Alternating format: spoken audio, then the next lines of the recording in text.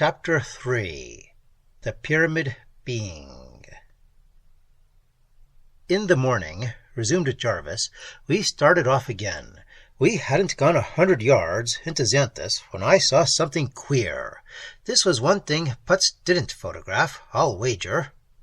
There was a line of little pyramids, tiny ones, not more than 6 inches high, stretching across Xanthus as far as I could see. Little buildings, made of pygmy bricks, they were, hollow inside and truncated, or at least broken at the top and empty. I pointed at them and said, "What?" to Tweel, but he gave some negative twitters to indicate, I suppose, that he didn't know. So off we went, following the row of pyramids, because they ran north, and I was going north. Man, we trailed that line for hours.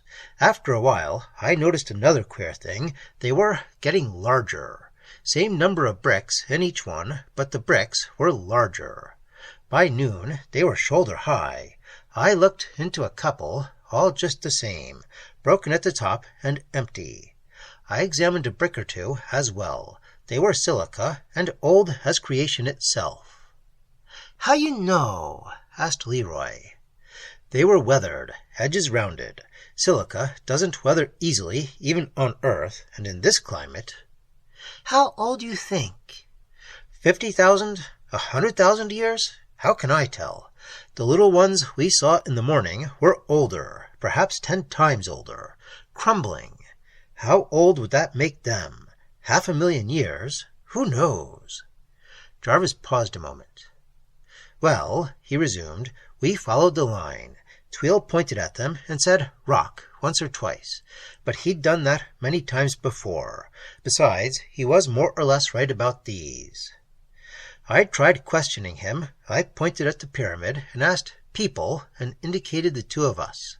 He set up a negative sort of clucking and said, 'No, no, no, no 112, no 224, meanwhile rubbing his stomach. I just stared at him, and he went through the business again. No 112, no 224. I just gaped at him. "That proves it!" exclaimed Harrison. "Nuts!" "You think so?" queried Jarvis sardonically. "Well, I figured it out different. No 112. You don't get it, of course, do you?" "Nope, nor do you." "I think I do." Tweel was using the few English words he knew to put over a very complex idea. "What, let me ask, does mathematics make you think of?" "Why, astronomy, or logic." "That's it. No 112. Tweel was telling me that the builders of the pyramids weren't people, or that they weren't intelligent, that they weren't reasoning creatures. Get it?" "Huh, I'll be damned." "You probably will." "Why," put in Leroy, "he rub his belly." "Why, because, my dear biologist, that's where his brains are. Not in his tiny head, in his middle." "C'est impossible." "Not on Mars, it isn't. This flora and fauna aren't earthly. Your biopods prove that." Jarvis grinned and took up his narrative. "Anyway, we plugged along across Xanthus, and in about the middle of the afternoon, something else queer happened. The pyramids ended." "Ended?" "Yeah, the queer part was that the last one, and now they were 10-footers, was capped. See, whatever built it was still inside. We'd trailed them from their 500,000-year-old origin to the present." Tweel and I noticed it about the same time. I yanked out my automatic. I had a clip of Boland explosive bullets in it, and Tweel, quick as a sleight of hand trick, snapped a queer little glass revolver out of his bag. It was much like our weapons, except that the grip was larger to accommodate his 4-talent hand. And we held our weapons ready while we sneaked up along the lines of empty pyramids. Tweel saw the movement first. The top tiers of bricks were heaving, shaking, and suddenly slid down the sides with a thin crash. And then something was coming out. A long, silvery gray arm appeared, dragging after it an armored body. Armored, I mean, with scales, silver gray and dull shining. The arm heaved the body out of the hole. The beast crashed to the sand. It was a nondescript creature, body like a big gray cask, arm, and a sort of mouth hole at one end. Stiff, pointed tail at the other, and that's all. No other limbs, no eyes, ears, nose, nothing. The thing dragged itself a few yards, inserted its pointed tail in the sand, pushed itself upright, and just sat. Tweel and I watched it for 10 minutes before it moved. Then, with a creaking and rustling, like crumpling stiff paper, its arm moved to the mouth hole, and out came a brick. The arm placed the brick carefully on the ground, and the thing was still again. Another 10 minutes, another brick.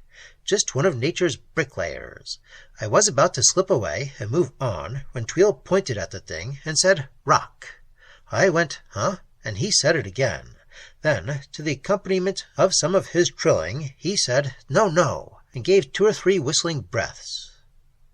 Well, I got his meaning, for a wonder. I said, "No, breathe," and demonstrated the word. Tweel was ecstatic. He said, "Yes, yes, yes. No, no, no, breathe." Then he gave a leap and sailed out to land on his nose about 1 pace from the monster. I was startled, you can imagine. The arm was going up for a brick, and I expected to see Tweel caught and mangled, but nothing happened. Tweel pounded on the creature, and the arm took the brick and placed it neatly beside the first. Tweel rapped on its body again and said, "Rock," and I got up nerve enough to take a look myself. Tweel was right again. The creature was rock, and it didn't breathe. "How you know?" snapped Leroy, his black eyes blazing interest. "Because I'm a chemist. The beast was made of silica. There must have been pure silicon in the sand, and it lived on that. Get it? We and Tweel, and those plants out there, and even the biopods, are carbon life. This thing lived by a different set of chemical reactions. It was silicon life." "Lavez les yeux," shouted Leroy. "I have suspect, and now it is proof. I must go. See. Il faut que je—" All right, said Jarvis. "You can go see. Anyhow, there the thing was, alive and yet not alive, moving every 10 minutes, and then only to remove a brick. Those bricks were its waste matter. See, Frenchy? We're carbon, and our waste is carbon dioxide, and this thing is silicon, and its waste is silicon dioxide, silica. But silica is a solid, hence the bricks. And it builds itself in, and when it is covered, it moves over to a fresh place to start over. No wonder it creaked. A living creature 500,000 years old." "How you know how old?" Leroy was frantic. "We trailed its pyramids from the beginning, didn't we? If this weren't the original pyramid builder, the series would have ended somewhere before we found him, wouldn't it? Ended and started over with the small ones. That's simple enough, isn't it? But he reproduces, or tries to. Before the 3rd brick came out, there was a little rustle, and out popped a whole stream of those little crystal balls. They're his spores, or eggs, or seeds, call 'em what you want. They went bouncing across Xanthus, just as they'd bounced by us back in the Mare Cronium. I've a hunch how they work, too. This is for your information, Leroy. I think the crystal shell of silica is no more than a protective coating, like an eggshell, and that the active principle is the smell inside. It's some sort of gas that attacks silicon, and if the shell is broken near a supply of that element, some reaction starts that ultimately develops into a beast like that one." "You should try," exclaimed the little Frenchman. "We must break one to see." "Yeah, well, I did. I smashed a couple against the sand. Would you like to come back in about 10,000 years to see if I planted some pyramid monsters? You'd most likely be able to tell by that time." Jarvis paused and drew a deep breath. "Lord, that queer creature! Do you picture it? Blind, deaf, nerveless, brainless, just a mechanism, and yet immortal, bound to go on making bricks, building pyramids, as long as silicon and oxygen exist, and even afterwards it'll just stop. It won't be dead.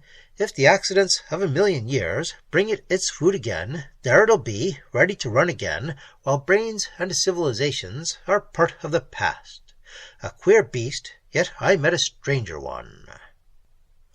If you did, it must have been in your dreams, growled Harrison.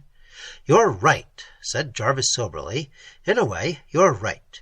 The dream beast. That's the best name for it, and it's the most fiendish, terrifying creation one could imagine. More dangerous than a lion, more insidious than a snake. Tell me, begged Leroy. I must go see. Not this devil. He paused again. Well, he resumed, Tweel and I left the pyramid creature and plowed along through Xanthus. I was tired and a little disheartened by Putz's failure to pick me up, and Tweel's trilling got on my nerves, as did his flying nosedives. So I just strode along, without a word, hour after hour, across that monotonous desert.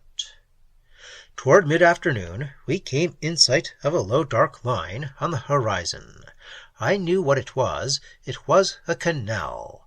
I'd crossed it in the rocket, and it meant that we were just 1/3 of the way across Xanthus. Pleasant thought, wasn't it? And still, I was keeping up to schedule. We approached the canal slowly. I remembered that this one was bordered by a wide fringe of vegetation, and that Mud Heap City was on it.